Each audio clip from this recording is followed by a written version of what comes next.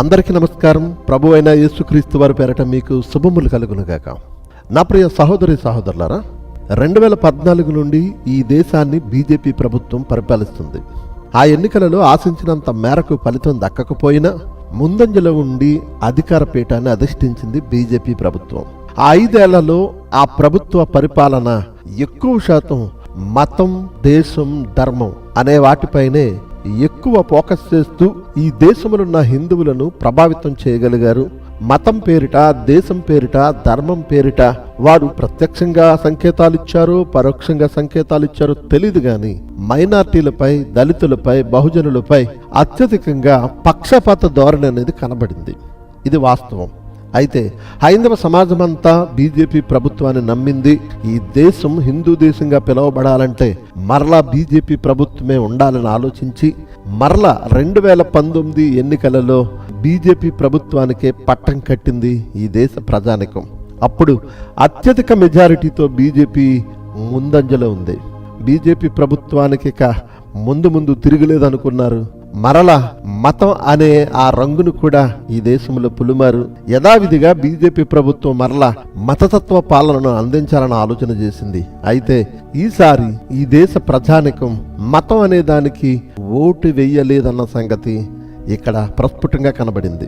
మరి ఏమనుకున్నారో తెలియదు గాని 400 సీట్లతో బీజేపీ ప్రభుత్వం ఈసారి ప్రభుత్వాన్ని ఏర్పాటు చేయబోతుంది అని చాలా డప్పాలు పలికారు.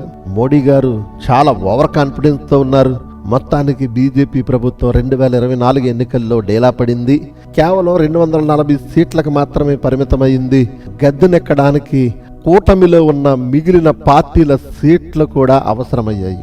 ఎట్టకేలకు ప్రధానమంత్రి మోడీ గారు ఈ నెల జూన్ 9వ తేదీన ప్రధానమంత్రిగా ప్రమాణ స్వీకారం చేశారు.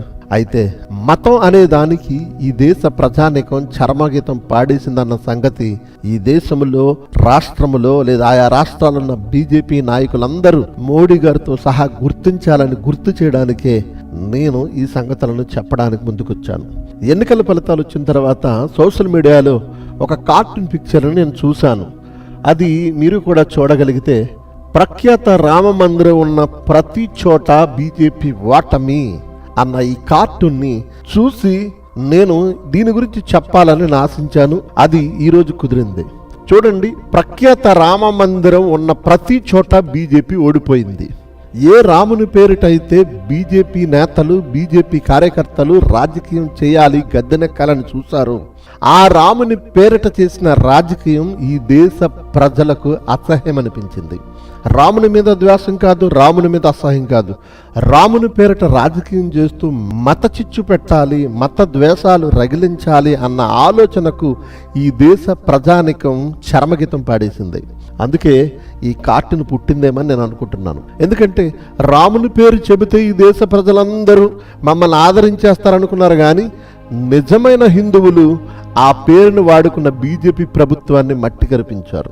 గద్దెనైతే ఎక్కింది కానీ అత్యధిక సీట్లేమీ లేవు. అనుకున్న సీట్లేమీ వారు సాధించలేకపోయారు. అయితే కేవలం హిందుత్వ మతోన్మాద భావజాలం కలిగిన వారు మాత్రమే, హిందువులందరూ కాదు సుమా, వారు మాత్రమే బీజేపీకి సపోర్ట్ చేస్తారు. మీ అందరికీ తెలియదు కాదు, ఈ దేశ ప్రజానికం హిందువులు, క్రైస్తవులు, ఇస్లాములు, ఇతరత్ర మతాల వారందరూ అన్నదమ్ముల్లా బ్రతికే దేశం ఇది. భిన్నత్వంలో ఏకత్వం కలిగిన దేశంగా ప్రపంచంలో భారతదేశానికి ఒక గొప్ప పేరుంది.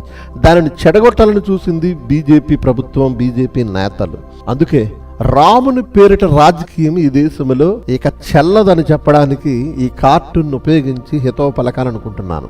ఎక్కడెక్కడ రామ మందిరాలు ఉన్నాయో అక్కడే ఆ రాముని పేరిట ఓట్లు అడిగిన బీజేపీ ప్రభుత్వాన్ని వాడగొట్టారు ప్రజలు. అయోధ్య మీ అందరికి తెలుసు, చిరకాల స్వప్నం హిందువులకి. అయోధ్య అనేది రాముని పుట్టిన ప్రాంతమని, అక్కడ రామ మందిరం ఉండాలి అని, ఇదివరకున్న రామ మందిరాన్ని కూల్చేసి మసీదు కట్టారని, దాని కొరకు ఎన్ని అల్లర్లు జరిగాయి, ఎంత హింస జరిగింది, ఎంతమంది ప్రాణాలు కోల్పోయారు, ఎంత కాలం పోరాడారు.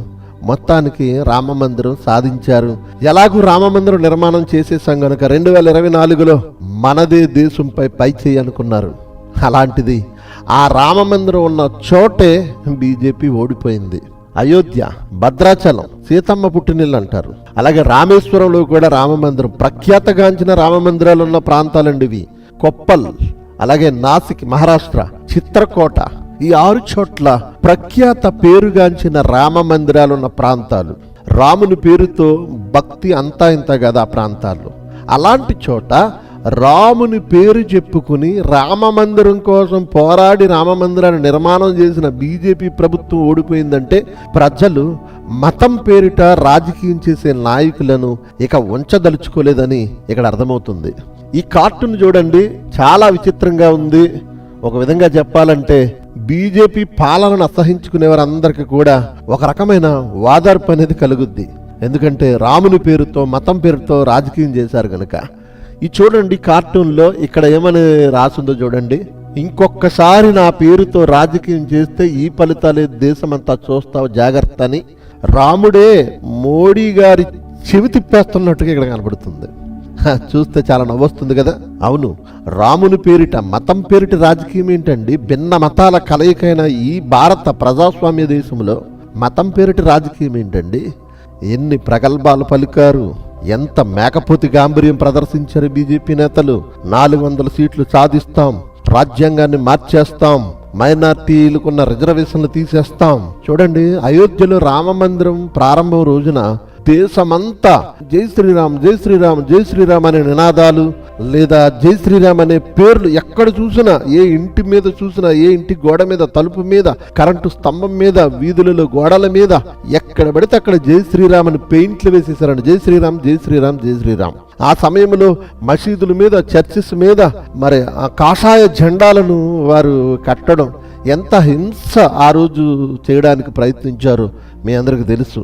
అలా రాముని పేరిట రాజకీయం చేసే వారిని రాముడి చెవి పట్టుకుని తిప్పేస్తున్నట్టుగా ఇక్కడ కనబడుతుంది. ఇందు మూలంగా బీజేపీ నేతలకు కానీ మోడీ గారితో సహా దాని మిత్రపక్షాలు ఏవైతే ఉన్నాయో ఆంధ్రప్రదేశ్ రాష్ట్రంలో తెలుగుదేశం, జనసేన, ఈ తెలుగుదేశం జనసేన పార్టీ అధినేతలు కూడా గతంలో మరి వైఎస్ రాజశేఖర రెడ్డి గారు కుమారుడు జగన్మోహన్ రెడ్డి గారు క్రైస్తవ ముఖ్యమంత్రిగా ఉన్నాడని రాజకీయ విమర్శలలో భాగంగా మతాన్ని మరి వాళ్ళు లాగారేమో తెలియదు కానీ గతంలో చంద్రబాబు నాయుడు గారు కూడా క్రైస్తవ్యం గురించి చాలా విమర్శలు చేశారు. వాటిని మేము ఖండించాం కూడా. అలాగే పవన్ కళ్యాణ్ గారు కూడా మరి గతంలో కృష్ణానది ఒడ్డున బాప్తిసాలు ఇచ్చే సందర్భాన్ని పురస్కరించుకుని అప్పుడు కూడా క్రైస్తవ మతాన్ని చాలా విమర్శ చేశారు. ఒకవేళ అది జగన్మోహన్ రెడ్డి గారి మీద ఉన్న కోపంతోనో ఆయన మీద ఉన్న ద్వేషంతోనో క్రైస్తవ మతంపై విమర్శలు చేశారేమని మేము అనుకున్నా. దానికి కూడా గట్టిగానే మేము జవాబిచ్చాం. అందులో తేడా లేదు.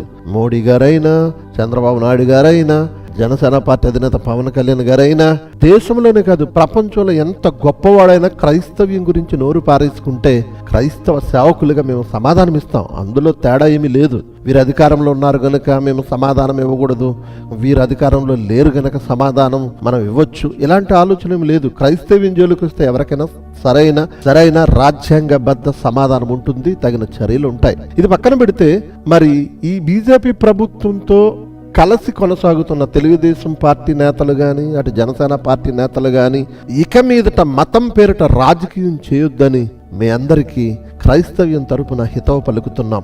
మీ అందరికీ ఒక రకమైన విజ్ఞాపన చేస్తున్నాం. ఎందుకంటే ఈ దేశం మతం పేరిట చీలిపోకూడదు. భిన్నత్వంలో ఏకత్వం కలిగిన దేశం గనుక అన్ని మతాల ప్రజలు ఈ దేశంలో నివసించడానికి రాజ్యాంగం ఎన్నో ప్రాథమిక హక్కులు కల్పించింది గనుక మనం వాటిని గౌరవిస్తూ అన్నదమ్ముల్లా ఈ దేశ ప్రజలందరూ కలిసి ఉండేలాగా ఈ బీజేపీ ప్రభుత్వ నేతలు కానీ, ఇటు ఆంధ్రప్రదేశ్లో కానీ మిగిలిన రాష్ట్రాల్లో కానీ దాని మిత్రపక్ష పార్టీలు ఏవైతే ఉన్నాయో, ఆ అధినేతలు ఎవరైతే ఉన్నారో, ఆ నాయకులు ఎవరైతే ఉన్నారో వారందరూ మతం పేరిట మీదట రాజకీయం చేయొద్దని క్రైస్తవ్యం తరపున మరొక్కసారి తెలియజేస్తూ, మీకు అధికారం ప్రజలిచ్చారు, ఆ ప్రజలను రాజ్యాంగబద్ధంగా చక్కగా ఈ దేశం సుభిక్షంగా ఉండడానికి తగిన పరిపాలన చేయాలని క్రైస్తవ్యం తరపున కోరుకుంటూ దేవుడు మిమ్మును దీవించునుగాక. ఆమేన్.